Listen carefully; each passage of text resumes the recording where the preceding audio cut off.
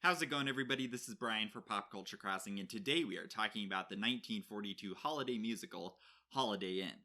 This movie was directed by Mark Sandrich and originated from an idea of Irving Berlin. If you enjoy classic musicals, great stories, complex characters, and entertaining music, then you will not want to miss watching this movie. So Holiday Inn follows prominent vocal and dance performers Jim Hardy and Ted Hanover and Lila Dixon. So both Hardy and Hanover have fallen in love with Lila Dixon and plan to marry her. However, she's been leading both men on and finally has to decide which man she wants to marry. She ends up choosing to marry Hanover, who wants to remain in show business and is the person that she could still be his dance partner. Jim Hardy, on the other hand, is kind of tired of the whole showbiz routine and entertaining and the rigorous work schedule that it is, that you have to work on holidays, you hardly have any time off. So he's actually purchased a farm in Connecticut and plans to move there and enjoy a lazy lifestyle. However, after moving to the farm and being there for a year, Hardy realizes that operating a farm is anything but lazy, and you can't be lazy at all. He ends up deciding to use his entertainment business background and convert the farm to a special inn that is only open on holidays. So this plays into his whole notion that he only has to work on holidays and he can be lazy the rest of the year. After a miscommunication, Hanover and Dixon's marriage falls apart, as does their dancing partnership. This leaves Hanover on a quest to find a new dancing partner. Hardy, on the other hand, over in Connecticut, is doing quite well, and he has hired Linda Mason, a young up-and-coming talent. Not surprisingly, with all the time they've been spending together, they've fallen in love. Their emotional bliss is complicated when Hanover shows up at the inn and challenges their relationship. So what follows is a comedic, fun, and emotional roller coaster of a movie, and it's one that is sure to entertain and be cherished by viewers. The movie's pacing is smoothly executed. Viewers are introduced to the characters while they are still in the traditional entertainment circuit, though Hardy is on his way out to head out to Connecticut. The story does have great development, and with this fortuitous yet realistic introduction of Linda Mason, she meets an agent who works with Hanover, and things go from there. So, yes, it is fortuitous, like I said, but it is pretty believable, like, okay, that could happen. So it does not feel shoehorned, which is appreciated as a viewer. And the sequences showing the special performances at Holiday Inn are very well executed, and these segments are introduced with graphic title cards that demarcate the specific holiday, and this, editing technique and story element really helps progress the story along and helps viewers rationalize the maturation of the film and where we are in the calendar and how much time has passed. So this really creates a fluid and enjoyable experience. So Holiday Inn's tone is simultaneously lighthearted, comedic, and tense. And I say this not to mean that the tone is muddled, but that the juxtaposition of these tonal themes really creates a nice balance. And the tension really just mainly comes from the fact that Hanover shows up and then challenges Hardy and Mason's relationship, and it's like, dude, why can't you just find another dance partner and another love interest? But if he did that, then we wouldn't have this movie, or if this element were changed from the movie, then it wouldn't be nearly as charming as it is. So the performances by the principals and supporting cast are strong and noteworthy. Bing Crosby's Jim Hardy is very well realized. Hardy's specialty is singing, and his interest in creating a distinctive entertainment venue in the Holiday Inn is very respectable and well done. And Crosby does an excellent job at showing Hardy's character arc from a wide-eyed character who's looking forward to enjoying being lazy on a farm to realizing that's not the case, to turning things around and making the inn into an entertainment club and being reinvigorated as its manager and performer. So Hardy's emotional journey with Linda Mason is also very convincing and will likely garner empathy from the viewers. And yes, it will. So Fred Astaire's Ted Hanover is also expertly portrayed. In contrast to Hardy, Hanover's forte is dancing, not singing. In terms of his personality, he's way more outgoing and assertive than Hardy. So these differences in both Hanover and Hardy's talent, being singer versus dancer, and their personal dispositions really produce an excellent equilibrium and this nice character balance between the two characters. Obviously, Crosby is kind of the protagonist. Hanover is more or less an antagonist. There really isn't one, but he definitely can be viewed as one. So you really have this nice character balance. The element here of this balance is also magnified just by the fact that Crosby and Astaire have great on-screen chemistry, though they are kind of at odds for most of the movie.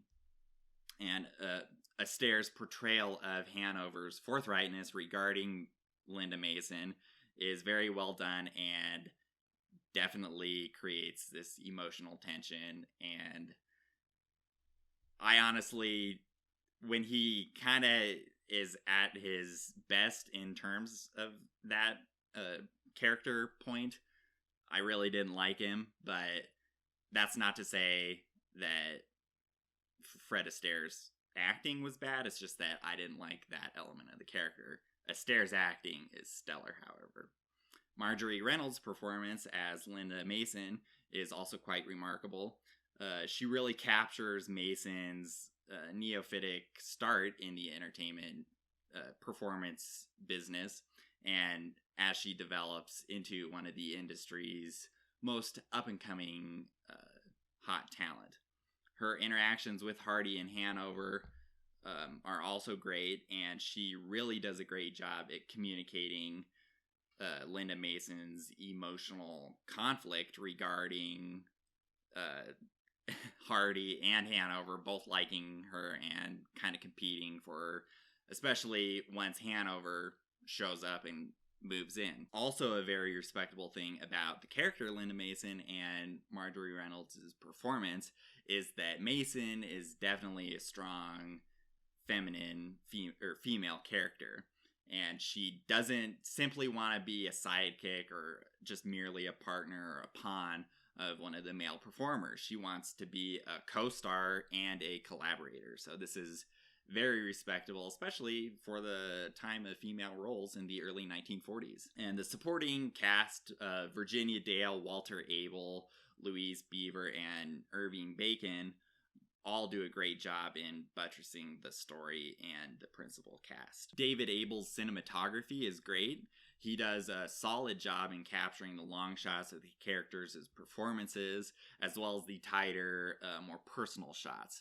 And in addition to the great story and writing and music, Abel's camera work really helps the viewers become even more invested in the story and the film as a whole. Holiday Inn's production design is quite impressive. The sets at the bigger clubs at the beginning of the movie really are well done, and the set pieces at the inn itself are also very impressive. You can definitely see just by the size of the inn that it is believable that Hardy could convert this into a venue. It isn't some small house and it's like, how are you gonna, attract crowds on the holidays for this? No, this is done very well in terms of the set design. And it's also fun in the third act to see the Hollywood studio aspect and interpretation of the inn and kind of their behind the scenes, on the lot shots, so you kind of get a little peek behind the curtain of how movies are made, and that's always fun. The different costumes and set pieces for the performances on the individual holidays are creative and fun. So clearly this movie is a musical, and the music in Holiday Inn is very impressive and well done. The most recognized song in the film is White Christmas. This film actually preceded the film White Christmas, which came out in the mid-50s. But there are also a whole slew of other songs. And Irving Berlin was the main composer, and these tunes are very iconic.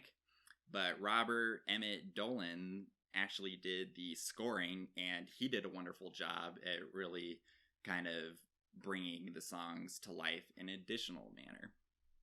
So all of the film's musical performances, whether it's vocals, dancing, or orchestral elements, are top-notch, and that should not be a surprise with this type of a film. And this is a testament both to the musical team as well as the actors themselves, who were the ones actively doing the performances. So in terms of the music specifically, my favorite songs in the film were White Christmas, Happy Holiday, and Let's Say It with Firecrackers. Due to the nature of the story, with the inn only being open on the holidays, the film's music really is quite diverse and varied, and does not feel bland or monotonous at all. Mark Sandrich exhibits strong directing in Holiday Inn, and being no stranger to directing musicals and some of these actors before, particularly Fred Astaire, this just clearly shows that Sandrich knew what he was doing with Holiday Inn and how to manage the sets and all aspects of production, and just really bringing the story to life from ink to film in a very vibrant and memorable manner. And another example of Sandrich's strong directing was the fact that Holiday Inn received the Academy Award for Best Music of Original Song for White Christmas that was awarded to Irving Berlin. Also, this was nominated for 2 other Academy Awards, being Best Writing for Original Story from Irving Berlin, and Best Music for Scoring of a Musical Picture for Robert Emmett Dolan. So, like I said, strong music and technical elements really translated into their award nominations and their win. And that all, of course, reflects well on the producers and the director, Mark Sandrich. So in the end, Holiday Inn definitely remains a top-tier classic musical. It really is a holiday film in terms of the strictest interpretation of that phrase, that it really follows numerous holidays, and that it isn't explicitly a Christmas or Thanksgiving type of film and can be enjoyed year-round. The charm reflected in the story, the characters, the strong performances, and great music all make this movie a highly recommended watch. Like I said, regardless of the season, you can be in the summertime and there's things that you're gonna want to watch in this film. So, as such, Holiday Inn should not be missed, and I definitely recommend you check it out if you haven't already. So that's my review of Holiday Inn. Let me know if you've seen the film in the comments below and what your favorite part of the movie was. And I'm also curious to hear what your favorite song is. You've heard the 3 that I like the most, and I'm curious to hear your picks, so be sure to let me know in the comments or on our social media channels.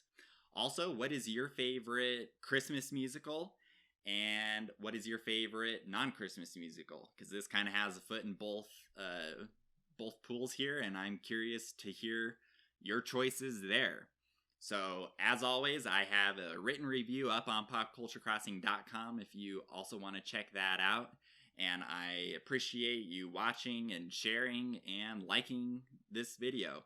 And I'll see you next time. Thanks for watching.